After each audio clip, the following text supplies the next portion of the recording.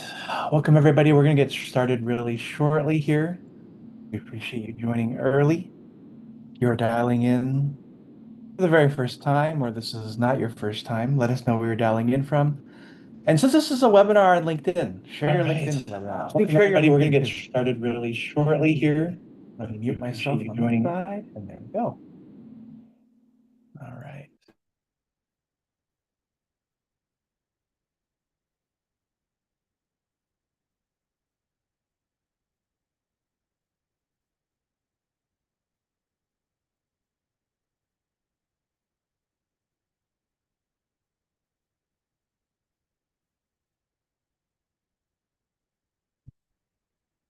So far.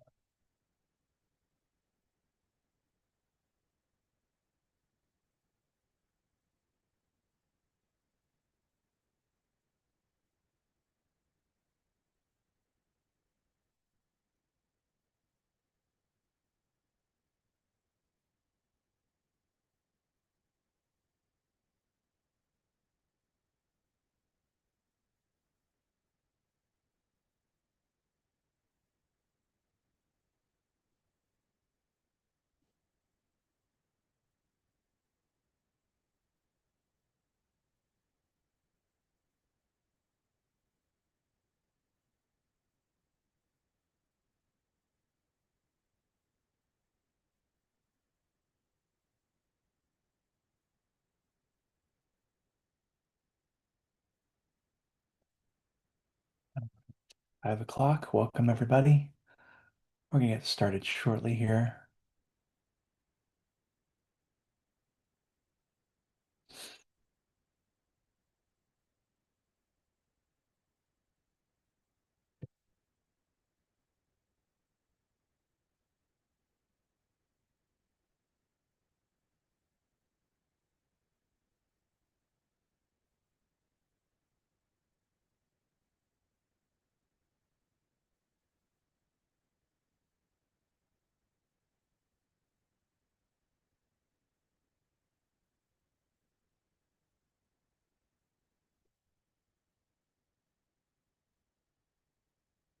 All right, welcome from Houston, Texas. Lots of people are joining now. Um, we're going to get started a little bit after the top of the hour. Oh, and lastly, let me give you co-hosting access too. That way you can see all the comments that are coming in. Thank you. All right. Oh, wow, from Chongqing, China. All right. Seattle, you are international today, Leslie. I know, exciting. From the Netherlands? That's exciting too. I always say, these webinars are where I'd like to take my next vacation of where people are logging in from. Better make a list. Yeah. San Mateo, Boise, Idaho, Toronto, Melbourne, Australia, London. All right. Wow. If it's at least 1 a.m. in London right now in Europe, isn't it? Brazil, Hong Kong, San Jose. All right. Anyone in Oregon? Anyone in Portland or Seattle? Just because I'm curious if anyone's near you, Leslie. I think I saw Sydney, one Seattle Berlin. come in. Okay, couple Sydneys. It's got to be at least 3 a.m. in Berlin. All right, that's pretty cool. Queensland, Australia. Perfect. Um,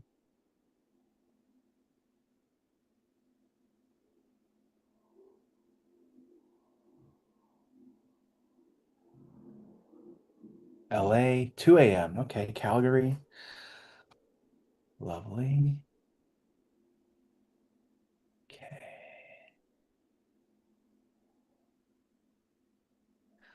Hello from Southern California.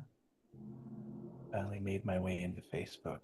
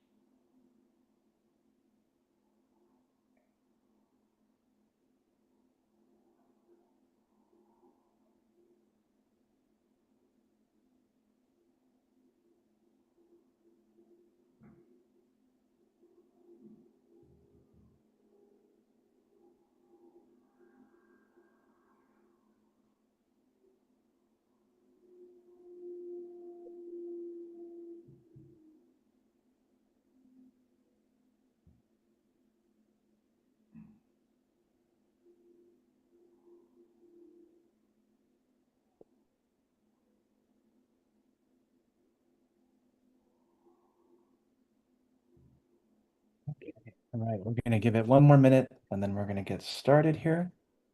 If you're dialing in, let us know where you're calling in from. Share your LinkedIn profile, what you're looking for. We are expecting quite a few people in today's webinar, so it's a chance for you to network as well, which I think is one of the centerpieces of what we're all teaching people to do today. All right, 7 p.m. in Houston, Southern California, San Jose, Alameda. Awesome. Cool. Okay, so, all right, I'm going to hit the record button a second time here, and let's do it.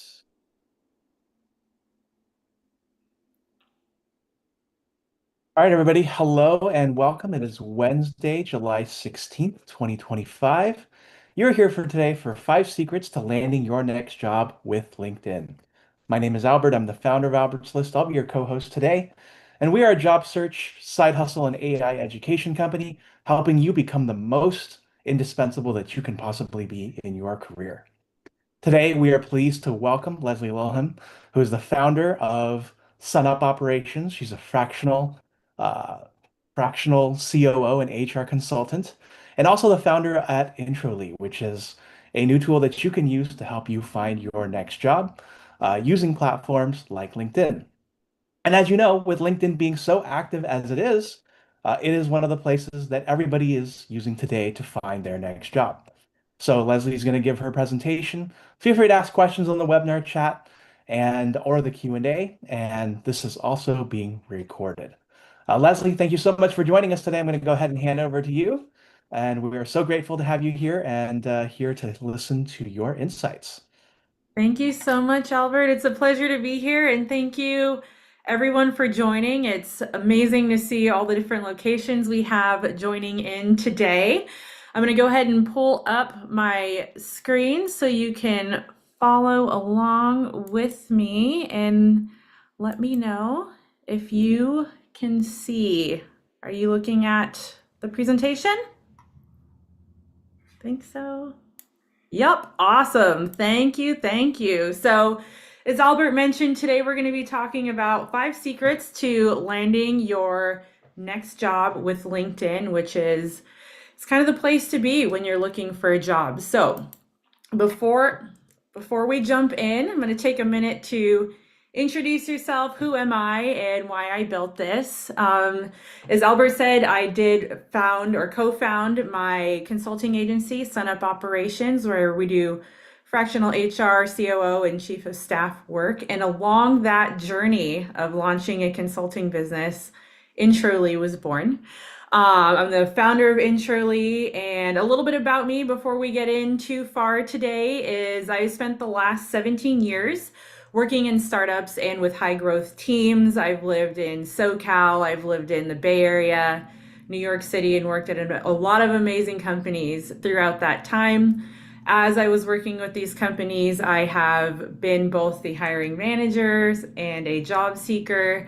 I've scaled teams from 10 to 120 employees, new startups. Early on in my career, I was tasked with hiring 40 team members within 1 month. It was a little bit crazy, but I have certainly been on my side of the recruiting engine, and I have also been a job seeker like many of you here.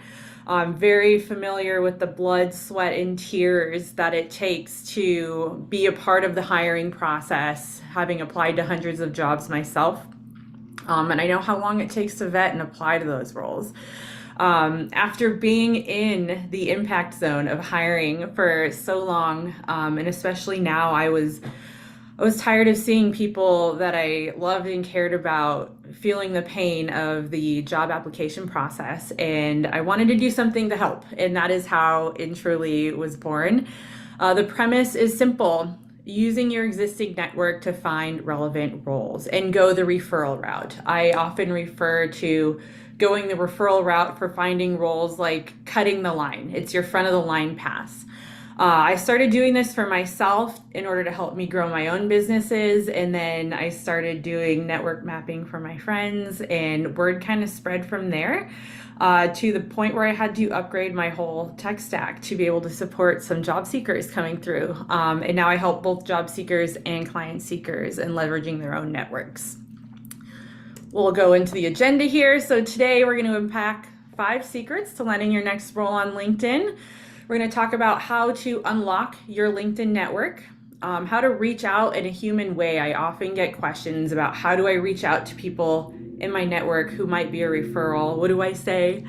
How to tune your LinkedIn profile for relevance. We're going to focus on your headline, how best to search for roles within LinkedIn, and then tracking your referral and application pipeline. We see today people applying to not just tens of roles, but hundreds, and you want to make sure you have a good system set up to track those.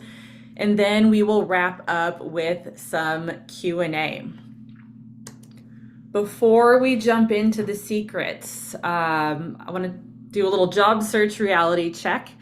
And as I look back on my career and the roles that I've worked in, I realized most of them have been through referrals. Who did I know that worked at a company? They referred me there, except for a select few. And I knew it was true for myself. I saw that it was true for my network, but I wanted to dig deeper and share some statistics with you all. The first is the concept of the hidden job market, which basically says that 70 to 80% of jobs never make it to public listing sites. They're not going to be on LinkedIn. They won't be on Indeed. You won't see them anywhere. And that is why. It's because of referrals, which account for 80% of found jobs. You can see this further supported by companies who place such a large emphasis on something like an employee referral program. I've built them myself for companies I've worked at. I have participated in them at other companies. And there are huge incentives out there from companies that offer sometimes cash rewards to employees who hire folks out of their own networks or help them get jobs within the company. I know I'm preaching to the choir here, but the job market is overly saturated. On average, we're seeing 200 applicants per hire. I would say, in my experience, I've seen this much higher, as I'm sure most of you have. I often see thousands of applicants coming in for roles.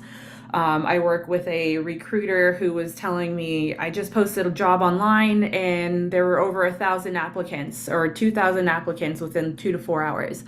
So we're seeing a large influx in people applying to them. So the question is, how do you get noticed when your resume is one of hundreds, if not thousands? And I'm going to say it again, it's the referral route.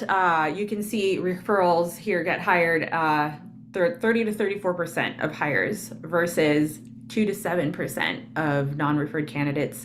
And that's a huge difference. And this is why I want to help y'all unlock your own networks. All right. So on to secret number 1. Well, it's not so secret anymore. Your network is more powerful than you think it is. There's a rule of thumb that says we only leverage about 5% of our professional networks. 5%. That means there's 95% left of our networks that is essentially untapped. And that's exactly what I built Intrally to do. Before I started doing this, I remember listing out names just off the top of my head. Who do I know, but who can refer me to a job? And I could probably list off 5 to 10 people fairly comfortably. And just this week, I ran someone's network and we found hundreds of roles. And when they looked at the people that they knew at these companies, they said, wow, I know way more people out there than I thought. And I said, exactly. So reconnection is key. We want to talk to past colleagues, managers, mentors. I know we all have a lot of folks probably in our own LinkedIn networks that we haven't met yet. And the truth of the matter is people want to help. So how do we do that? Messaging. We know our networks are powerful. How do we ask them? I get asked this probably every day, at least a couple times a day.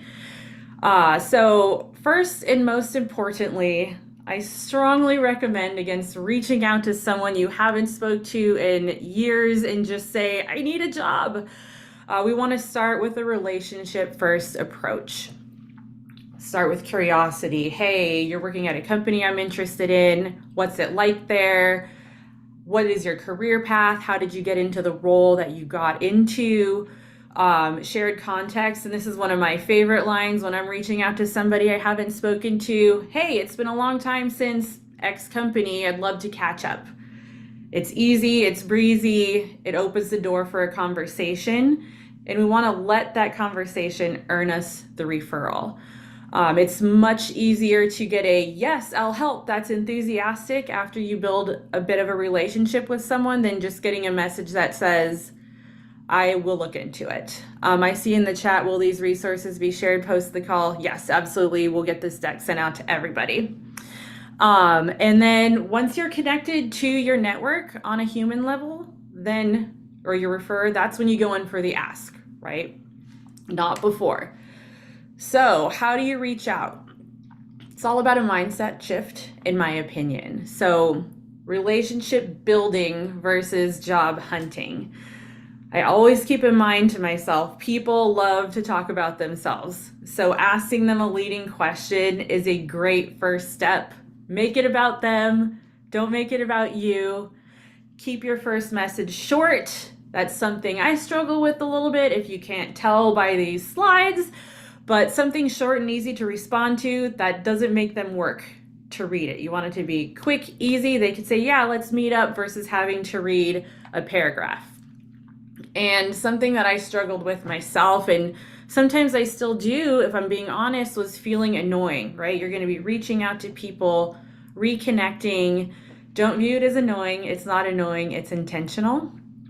And I've seen this time and time again. People do want to help. You just have to help them help you.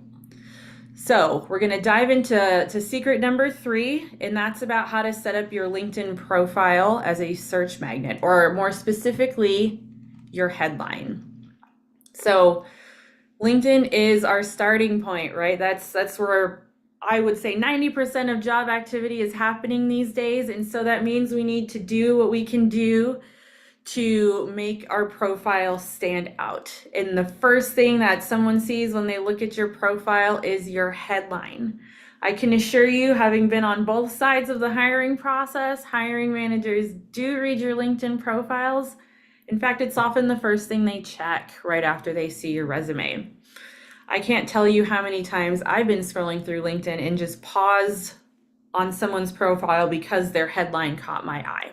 It's literally your first impression. So we want to set our headlines up to reflect where we want to go, not where we're at right now. It's how recruiters find you. As I mentioned, it's your first impression, and it's your pitch. You have one small line to make a pitch. So how do we go about updating this, and what's effective? As I mentioned in my previous slide, it's not about where we're going, it's where we want to be. It's very future looking, and we want it to tell a story. So a very simple formula you can use as a starting point is, I help audience do a specific goal through a skill or approach. So for example, I help startups scale operations through workflow automation. I help brands build stories that close deals. I help teams ship products users actually want. You can fill that in with whatever is most relevant for you. You want to make it grabbing, but we want to avoid things like marketing ninja or a results-oriented professional seeking new opportunities. That's fine. You can absolutely have that on your profile, but it's not engaging. And of course, once you have, your idea for a headline ready to go, edit it to feel like you. This is your place to show who you are as a professional, to be engaging and forward thinking. So this is how you make yourself stand out. I think everyone in here probably uses ChatGPT or some AI tool in one way, shape, or form, but this is the best way I've found to get those creative juices with starting your headline. Again, I mentioned I'll be sharing this deck out with folks, so you don't have to scramble to write this down if you want to save it, but you can if you want. Before you start using this prompt, I want to say, make sure you have a copy of either your resume or a summary of your professional history nearby, because you're going to need it. Privacy and security plug, make sure that whatever you're going to be putting into ChatGPT or your AI tool does not have your PII or personally identifying information in it, make sure you remove your name and your email. If your address is on there, take that out as well. Okay, now that you have your resume or your summary ready, the prompt is actually pretty simple. And I recommend this whether you're prompting it for job seeking or if you're using ChatGPT or other AI tools for any other purpose. Start with context. You always want to tell your AI what it is before you ask it to do something. This helps narrow down the scope of what you're trying to do, and it makes everything you're doing more specific. You're putting ChatGPT in the mindset of a recruiter for your specific role. So we start the prompt with, you are an expert recruiter in X field. It could be marketing, finance, biotech, you name it. And then you're going to say, based on my background or experience, help me write a standout LinkedIn headline. And this is where we're going to get specific. That, one, reflects the role that I want next. You're going to have to tell ChatGPT what role that is.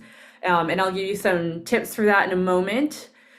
You want the prompt to use keywords hiring managers are actually searching for. A lot of the recruiting tools that plug into LinkedIn do allow you to filter through profiles based on keywords. You want it to sound human. You don't want to sound like a robot. You want it to follow the format that we just spoke about. I help audience do goal through my skill and approach.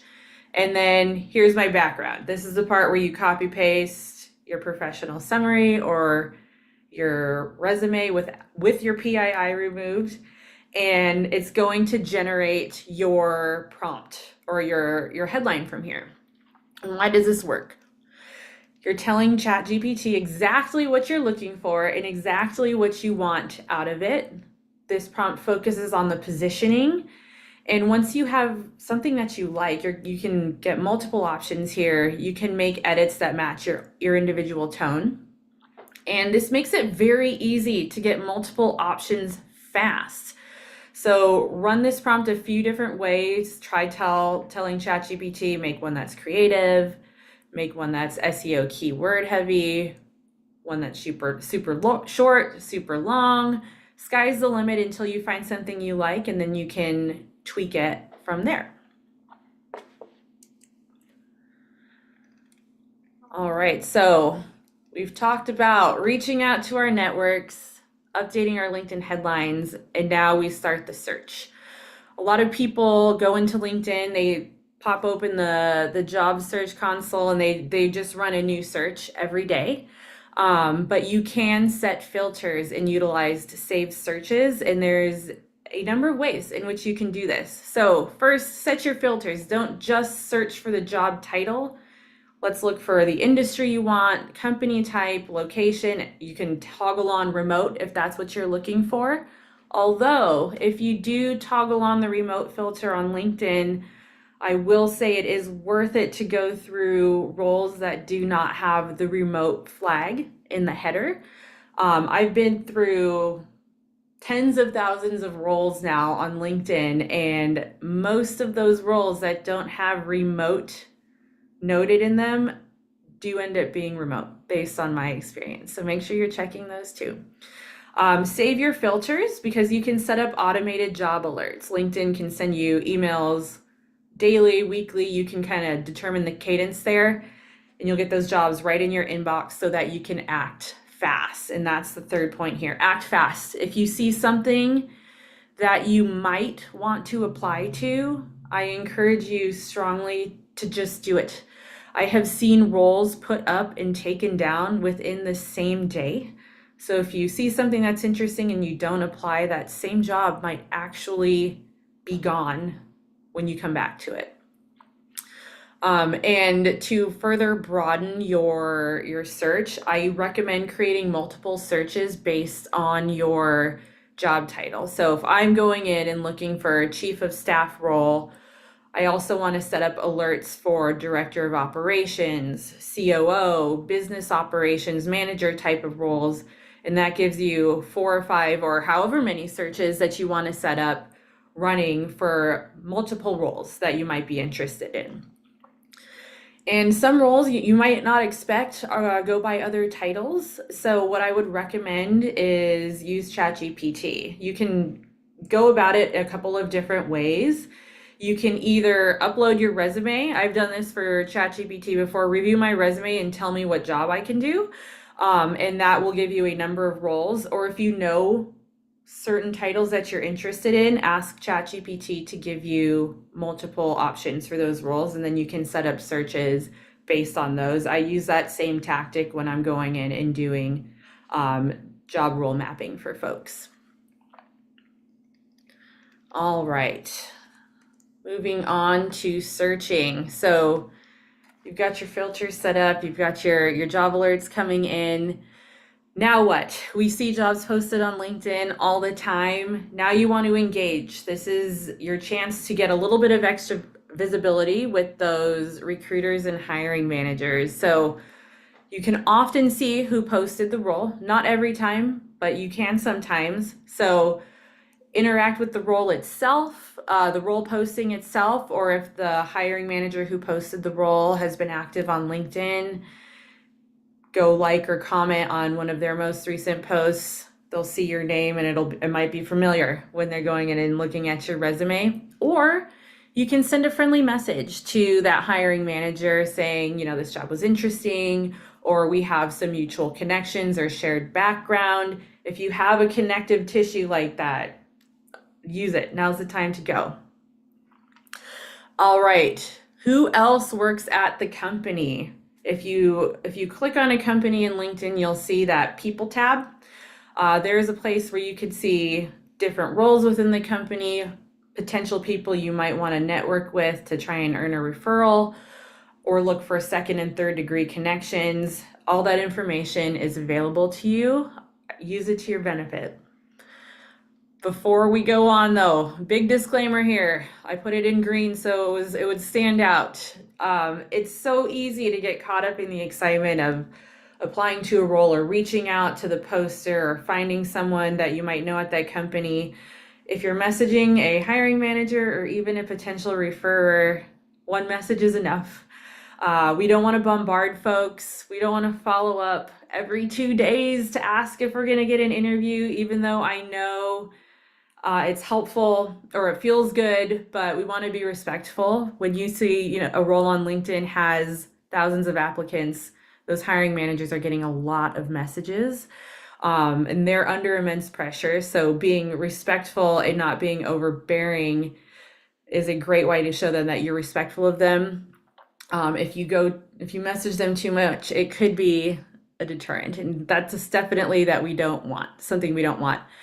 Do I recommend getting LinkedIn Premium? I do for a period of time. There's a few different types of LinkedIn Premium you can get. They do give you greater visibility into job searches.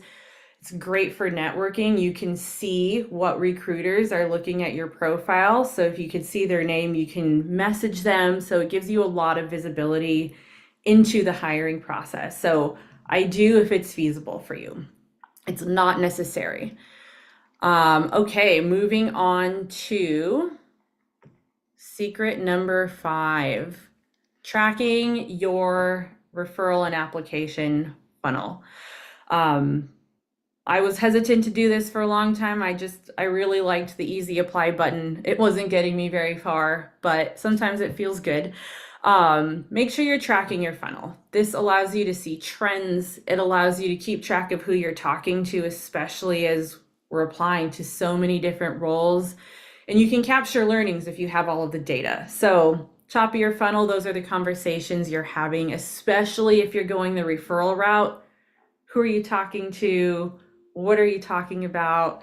Every referral conversation and even networking conversation starts here, right? The next tier down in this funnel is referrals. Did this person that you're talking to refer you? Oftentimes they will let you know. We want to track it. This helps you when following up too.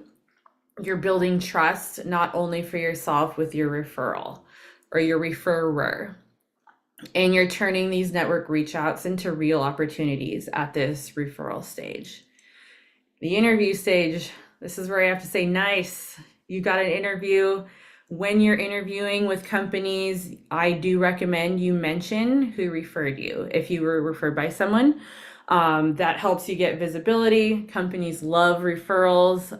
If you're at the interview stage, this means your pipeline is working, right? We love to see that. And then offers. This is the last and most sought after stage, right? Track these too, especially if this was a role that wasn't posted. If you found out about it through somebody, or if you're in the fortunate position to have multiple offers, right? You want to be able to see who's giving you the offers, what they're for, so you can track all of those. All right, a funnel graphic is nice, but how do we do this in practicality? One moment, I'm going to take a quick sip of water. When it comes to actually tracking, you're going to want something to use. I use whatever you will actually stick to using. That can be a Google Sheet, it can be Notion, Airtable, pen and paper if that's your prerogative. It's totally up to you.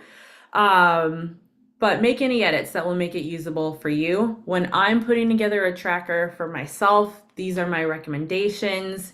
You want their name, you want a link to their LinkedIn URL. It'll make it much easier to get to than having to type in their name every time. The company they work at front and center, so you can track that, the role or opportunity that you're interested in. A funnel stage, where are we at? Are we at the conversation, referral, interview stage, et cetera, et cetera? Last contact date, that's a good one. If someone said they refer you and it's been a couple weeks and you haven't heard anything, you can say, oh, I haven't talked to them yet, or since then, let me bump them and see if they have an update on where my resume is in the pipeline. Any next steps? Are you sending them a thank you? Are you sending them a follow-up? Do you need to send them your resume? You can track that all in one place. And then notes, I'm a big notes text person. Anything you want to add that'll help you remember where you're at in the process. Remember, if you're not tracking it, you can't see those trends and you can't make adjustments to improve. Folks are applying to more roles now than ever. And having a simple spreadsheet to track everything will help you keep everything organized on your end. I was searching for a job years ago and I had just applied to, I would say 70 to 100 roles. And a company that I had reached out to requested an interview with me and I could not remember who they were. It was scary and embarrassing. And when I went to go find the role that was posted online, they had taken the job description down. So I was flying blind a little bit. So I do recommend you also add in a link to the job description or the job posting, or if you really want to make sure you can access it, drop the text into your tracker or drop it into a document so that you have it available for you in the future should you want to refer back to it. All right. So we're going to talk just a little bit more about what Intrally does. I've talked about it a few times. So what is it exactly? It's a warm network mapping tool, right? We can go into LinkedIn, we can see who we know that works at companies. One thing I've found it difficult myself to do quickly and easily is just in a more bulk capacity, see who I know working at the types of companies I want, or what companies in my network are hiring specifically for the roles that I want. So Intrally helps you see that without spending the time. What we do is we put together a report with your existing network. So you end up with a report that shows you companies in your network that are hiring, the specific roles that you're interested in, and then who you know that works at those companies. So you know who to reach out to for each specific job that you're interested in. I spent hours doing this manually myself before I started Intrally. I didn't think that there was another way. And then one of my close friends came to me and said that he had just spent 6 hours going through every single connection in his LinkedIn network and looking for roles that he was interested in so that he could go the referral route. And I'd done it too. And I said 6 hours, in my experience, even now, that's pretty short, considering other folks I've spoken to. This person only had about 600 people in their network. I've had people come to me with like 1,600, 2,000 people in their network, and that's just a lot of time to put in when you could be spending that time actually applying to jobs. So when I heard 6 hours, that was my aha moment, and I knew that I could speed up that process, and so I did. And why it works. Referrals, we know this. Referrals are more effective. In fact, they're 7 times as effective, according to the data. It's your front of the line pass. It's your cut the line pass. Even when I was a hiring manager myself, I've spoken to a number of hiring managers. Referrals, we all want them to make it to the recruiter screen. And I've heard so many times from folks in my network and outside of my network, if I can just get on the phone with somebody at that company, I can nail that interview. So let's get you to the front of the line. Applying online, it can literally feel like shouting into a void. It's frustrating, and I would get so bummed out myself applying to jobs and seeing that there were already thousands of applicants, right? You're just, it feels like you're throwing your resume over the wall. So how do you stand out? That's the big question, right? We can update our profiles, we can start networking, we can do all of the things. But at the end of the day, I hold firmly to a referral is your best route in. So it's all about connections here, mapping who you know to the roles that you want, speeds up the process, it gets you in the door faster without burning out. So I have a promo I'm running for Albert's list. We're gonna head into our Q&A session soon, but for anybody who's a member of Albert's list, you can use the code Alberts30 to get 30% off of your own job report. And with that, I will take it over to Q&A. All right. We got a question here. What are your thoughts on applying for jobs where we don't meet the required qualifications, such as, for example, 5 years versus having only 1 year doing something? I say do it.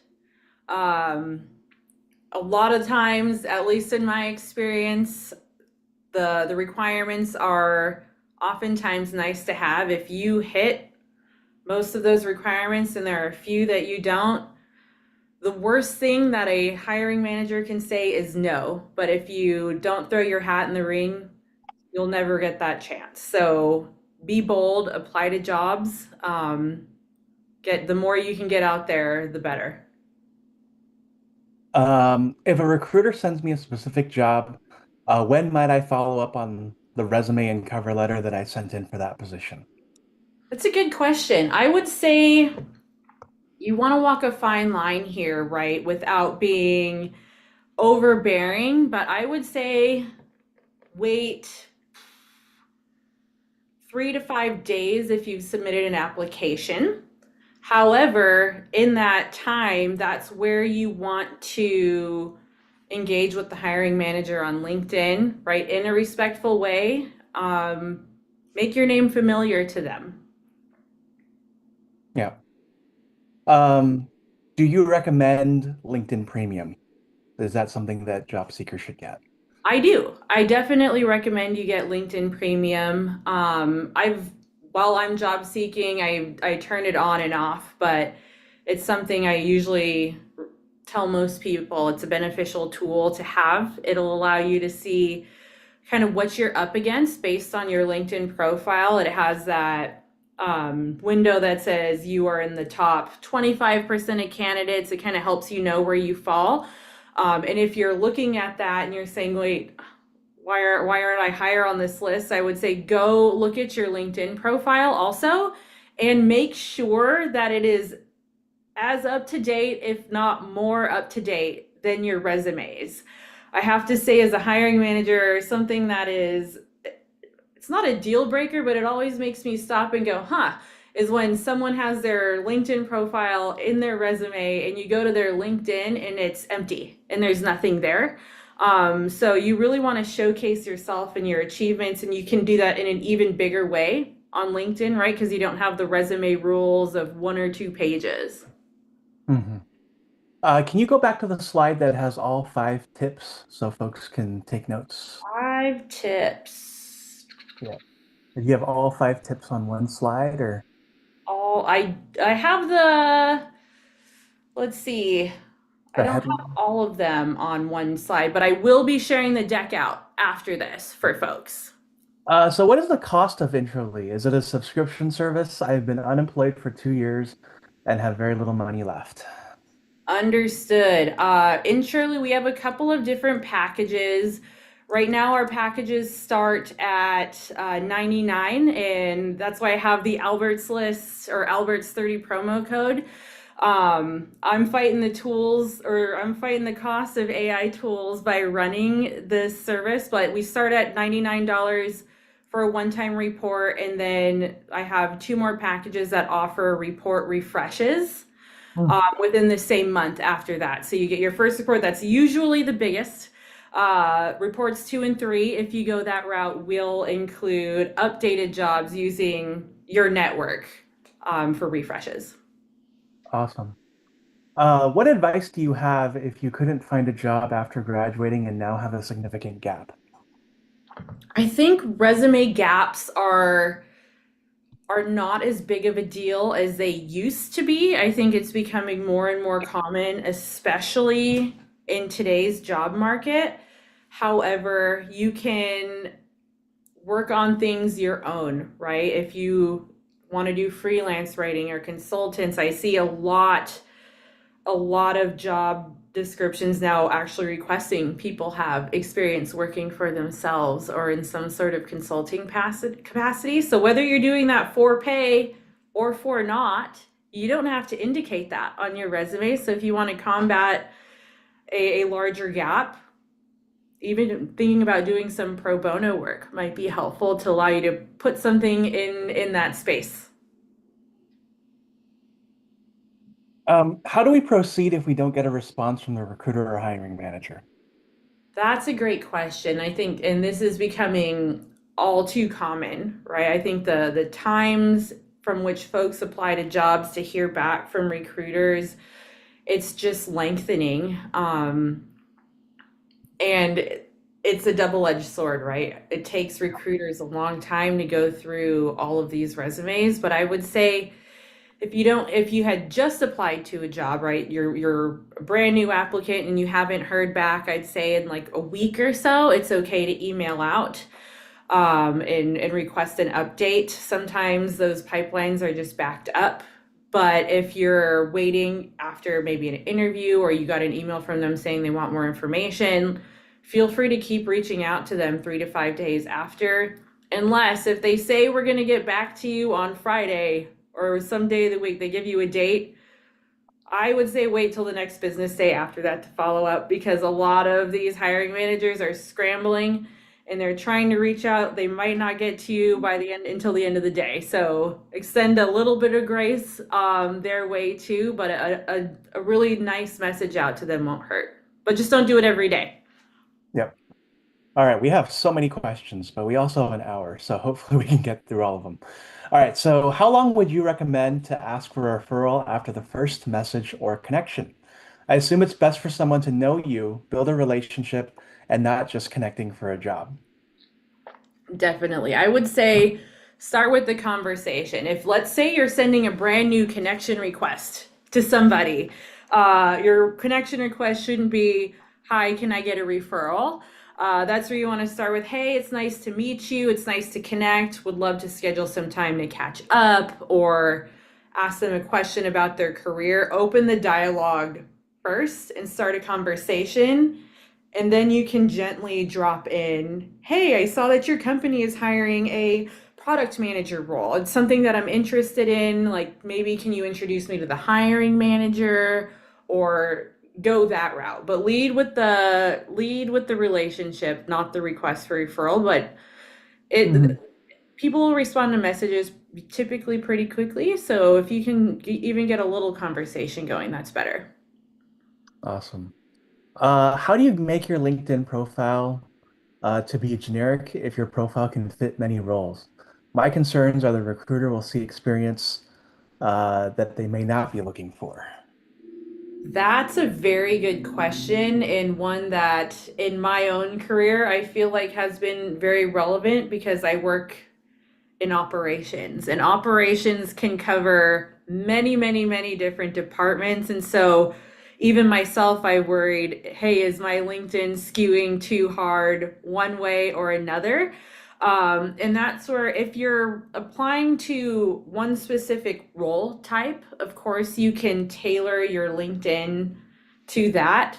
But I hear the advice constantly and I recommend it. You want to update your resume for every role that you're applying to and make sure it's relevant to the job descriptions there. You will get a little bit more grace as it relates to your LinkedIn because it's just a broader forum. Is it common for recruiters to just stop messaging you back if they don't like something, if they see something they don't like? If they see something they don't like, I most recruiters, and I know this isn't the case for any, but like they should be letting you know if they've decided not to proceed forward with you. Some companies, just as a policy, don't share a lot of information about why your resume may or may not have been moved forward, but in an ideal situation, you'll hear back from them. Sometimes this doesn't happen. I don't think a recruiter should ever ghost somebody. However, it does happen. In those cases, again, feel free to reach out to them and ask very nicely for an update. All right. What's the best way to show on LinkedIn that I'm open to job opportunities? I'm currently based in one country, but planning to relocate. That's a good question. If you can, I recommend turning on the open to work flag in LinkedIn. Recruiters can go and filter for folks who are specifically looking for work. You can also include that in your about section, open to work, if you're comfortable with it. I've heard and seen arguments both ways. It's easier to find a job when you have a job, or don't end your employment with a like, don't change your employment date. At the end of the day, if you need to notify that you're looking for work, that's a great avenue in which to do it. And you can do that with like the flags, they have the profile images, you can toggle that on and off yourself. While referrals do help, are there any tips and tricks that you can suggest for increasing your visibility or maybe building better brand presence for recruiters who are likely to hire you? I love that question. And the answer to that is yes. Uh, Start by interacting with posts, right? Find recruiters at the companies that you're interested in. Companies often have their own thought leadership, so you can go interact with those posts, go interact with the recruiters' posts. A lot of recruiters are also posting themselves on LinkedIn to get more visibility behind their jobs. So those are great avenues in which to do it, I think. And then for yourself on your end, sorry, I think there's a part B to that question. Don't be afraid to post yourself on LinkedIn. I've seen it many times, especially recently. This has been my journey thus far. This has been my experience. Or if you're in a particular field, feel free to write and post a couple of times a week. The LinkedIn algorithm tends to like folks who post 3 to 5 times per week. They like regular posting. It can be something as simple as your observation of such and such a field or sharing an interesting article. But that will boost your own visibility on LinkedIn as well. I used to have a career and then got married and moved to another country, and I'm about to have a baby. I want to work remotely, but don't have experience or know where or how to start. How do I go about setting up a LinkedIn profile for the role I want and reaching out to my connections? First That's and a whole foremost, webinar in itself right there. yeah, like congratulations. That is very Yeah. exciting. New family, gonna be moving soon. Very, very exciting time. starting your LinkedIn profile from scratch essentially can be difficult. I would say, first and foremost, mimic your resume.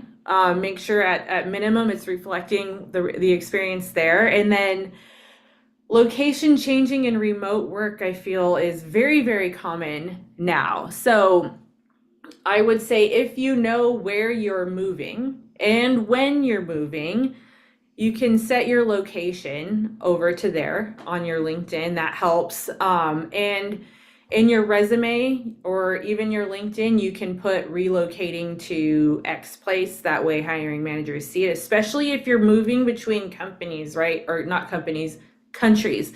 Different countries have different laws. There's visa requirements. There's a lot that goes into even being able to hire employees that work in different countries. I keep wanting to say companies. So if you are eligible to work in the country, oh my goodness, in which you're moving to, indicate that too. Make it front and center. Some companies also post pre-qualifying questions in their hire intake forms. Are you eligible to work in this country? Make sure that you're selecting all those, because sometimes those will get auto filtered out if you do not indicate that you are legally able to work in the location that you're looking into. I feel like there are a lot of ghost jobs in many job portals, including LinkedIn. How do I overcome this? That is a great question. And I don't know that I have a good answer for that, because these ghost jobs or even spam jobs are becoming so sophisticated that it used to be easy to pick these out and say, oh, that one looks a little suspicious. I'm not going to apply to that. But if you're ever looking at a job posting or a recruiter reaches out to you and they are immediately asking you for money, Mm. don't take that job. That should never be happening. If they're asking you to start work like the next day, especially if you're looking at a technical role with like no training, that shouldn't be a thing. If people are trying to make you pay to get trained, if you get any indication of that from a job posting, I would say red flag. Absolutely. Yeah. Yeah, that's another question here, which is I believe it sounds too good to be true. It probably is on the internet. Or I believe if it sounds too good to be true on the internet, it probably is. Should I trust anyone who reaches out to me on LinkedIn? Um, And by the way, actually, to answer the previous question, the way around ghost jobs is to go to the employer's site directly and see if the job is listed there too. Or they might just keep it on LinkedIn because they are collecting resumes. Um, yeah.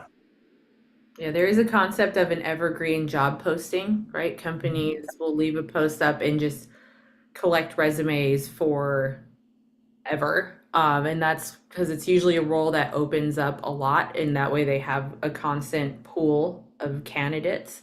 But that doesn't make for a good applicant experience typically. Yep. All right. Let's see. What if my network has not been very responsive? For example, people seldom use LinkedIn, are bad about replying, or do not have good information. That's a good question. If there are ways outside of LinkedIn you can reach out to folks, maybe via email, I would try that. If you're connected with somebody on LinkedIn, when you go to their profile, oftentimes you can click on the blue hyperlink that says contact, and most of the time folks will have an email address there. Now that email address, I mean, I didn't update mine until probably 2 years ago, but it was a very old email address. In fact, someone emailed me there and I totally missed it. So I would say make sure you check for an email, or if there's networking events near you, expanding your network. Most people who are actively networking, at least in professional and job seeking circles, they're going to be more active on LinkedIn because they're trying to build their own networks. Excellent. Let's see. I moved into a new country that I have worked in before, and I don't speak the language. So most importantly to me is to get a job first. I'm available for more junior roles, and currently a director of operations, but employers do not consider me with the fear that I would leave soon when a better offer arrives. How do I convince an employer to do a more junior role? Can I offer to sign a contract for 1 year, as an example? That's a good question. I'm also an operations person. Love to see folks in ops. It's another very common thing that we're seeing in the job market is a lot of, we'll say, overqualified people are looking at lesser roles because that's just the nature of where we are right now. I would say you can make your experience, you can give some color to your expectations if you want to submit a cover letter, kind of explaining where you're at, or even reaching out to that hiring manager on LinkedIn. But I know it's an uphill battle when you see someone with a very high level role applying to a lesser high level role. So in those cases, also you might want to update your LinkedIn, or not your LinkedIn, but your resume to maybe pull out some of the things that you think would be signing out to a hiring manager that you're overqualified. Gotcha.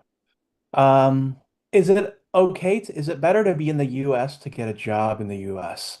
I live in the US, but I'm considering going back to my home country to visit family while I apply. If it's while you're applying, I think your biggest battle is going to be time zones, right? If folks are trying to find interview times with you and you are on the other side of the world, that can be hard. If you are legally eligible to work in the United States and you're applying from a different country, that shouldn't there shouldn't be much visibility there on the hiring manager side unless you're indicating that you're out of the country. Um, so I would just make sure that you're available at the times that they want, that your location is still reflective of the US, especially if you're legally able to work in the US and that's where you're trying to find a job. If we have a disability, should we honestly answer that question, or will it detract us from getting hired? That is a great question. I am a big proponent of it's best to go in eyes wide open. It's a personal decision whether you want to disclose that type of information about yourself. Employers do have an obligation under the ADA to make reasonable accommodations when something like this is found out. So whether you lead with it or not, I think it also depends on the type of role and whether it would impact your ability to actually complete the role. Yeah. All right. We have a couple more. What are ways and places to seek out mentorship? That's a great question. It's scary to go ask and look for a mentor. The first time, there are a number of professional platforms aimed at providing mentorship, depending on the industry that you're looking for. I like to go the personal route myself. So if you're looking for a mentor, I'm gonna say in operations, I'm gonna go look into my LinkedIn network personally and find folks in the operational roles that I'm looking for, and then send them a message. In my experience, unless you're doing a professional mentorship or maybe even a career coach, I know BetterUp provides those. Those are great for some mentorship opportunities as well. But if you're looking to find somebody organically, you want to build the relationship with them. It's more organic. It's gonna take more time unless you're close with the person, in which case you can say, "Hey, would you be willing to mentor me?" Yeah. How do we apply to jobs quickly and get a hold of our connections to reach out to their connections who may be my second degrees, especially given that jobs close quickly? That's a good question. I would, you can also go for like a post resume submission referral. I've seen that work well for people where they're like, hey, so and so, I know you work at X company. I just applied for this role. Like, do you have a referral program you can put me through? Kind of looping it back on itself. Or if you know someone like, hey, I just applied for this role and I see that you're connected to such and such person, like, would you mind providing me with a warm introduction to them? I'd like to speak to them to learn more. Awesome. Thoughts on applying to roles that I want to transition into. Even though I have some experience in the role I am targeting, I have never held that title. Should I change the title to my target role on my resume or LinkedIn profile? That's a good question. I think it depends on some companies. I've worked at companies that are like, hey, if you need to adjust your title for the job you held, like that's fine. Some companies don't particularly like that. It just depends.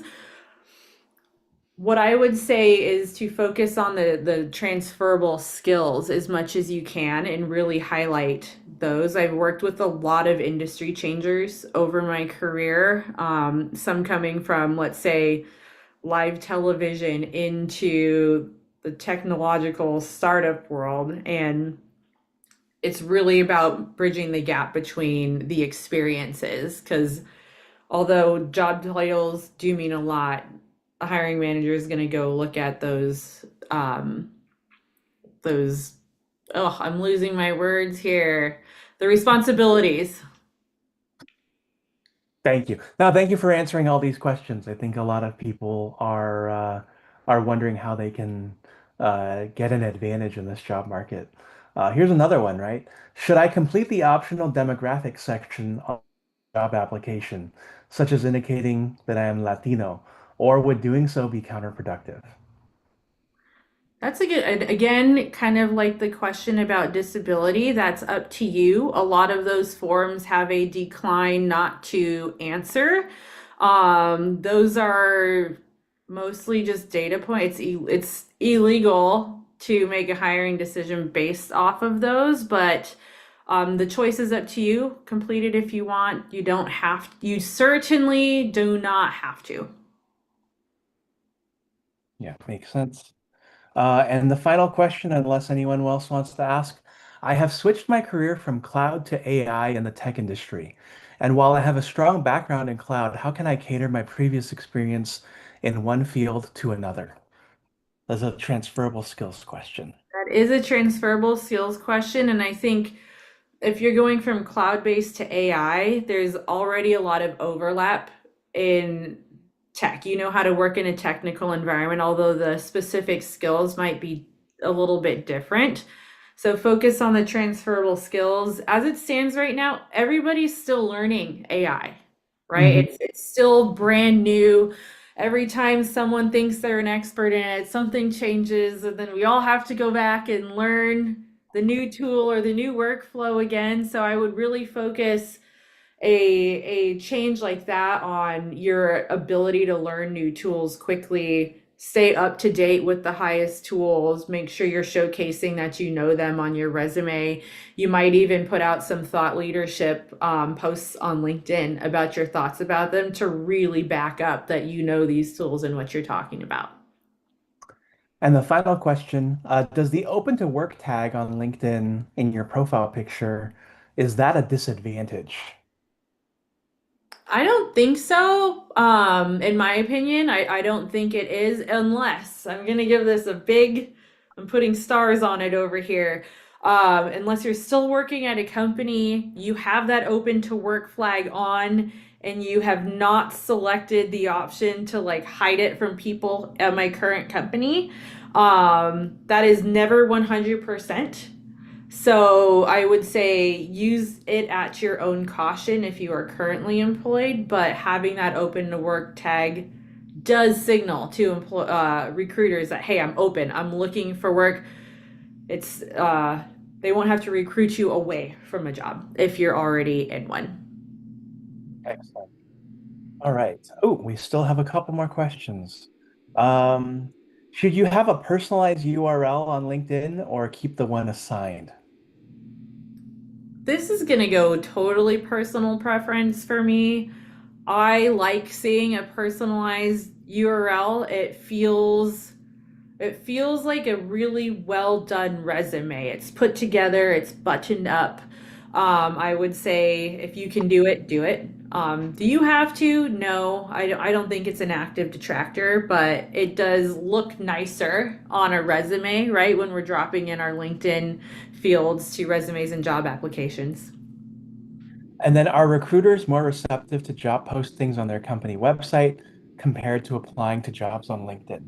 It's kind of a follow-up from the other that I said that a lot of ghost jobs end up on LinkedIn and you have to go on company websites to make sure that what you see there is what you get. Definitely. I really, really like that tip, Albert, to go check the company's website. I'm going to be telling people to do that first, I think, from now on. But most ATSs, and ATS is an applicant tracking system. And this is the big software behind the posts on LinkedIn where all the resumes go. Most resumes they post out, or resumes, job postings, they're on LinkedIn, they're on Indeed, they're on hundreds, if not thousands, of job boards. And it allows these recruiters to have all of these resumes in one place. So does it matter whether you're going through the company website or LinkedIn? Not necessarily, though sometimes LinkedIn makes it easier to apply, right? We've all seen those companies where it's like apply and then you have to retype your whole resume painstakingly line by line. Sometimes you can get around that with LinkedIn. Yeah. Most recruiters I've heard from discourage the use of open to work as it makes you look desperate. I doubt any recruiter has hired anyone because they saw the open to work badge on someone's profile. Thank you so much. The workshop was really informative and helpful. So we are a little bit over the hour now, and you still have 80 people here and on YouTube who are watching you. Um, any final thoughts, final insights? If somebody is going to take away one thing from your zone of genius today, Leslie, what will that be? I would say if you can take away one thing, it's reaching out to folks to ask for a referral is hard and it's scary. And if you're like me, you sit there and push send, unsend at least 4 times before you send out the message. Just do it. Just send the message, send the connection request, meet the person. Your network wants to help you more than you think it does. So just do it. I love it. All right. And so with that, Leslie, I want to thank you again. I can see the thumbs up, the claps, the hearts. I think a lot of people have found a lot of value from your presentation today. And I also want to thank you. Thank you for spending the time here.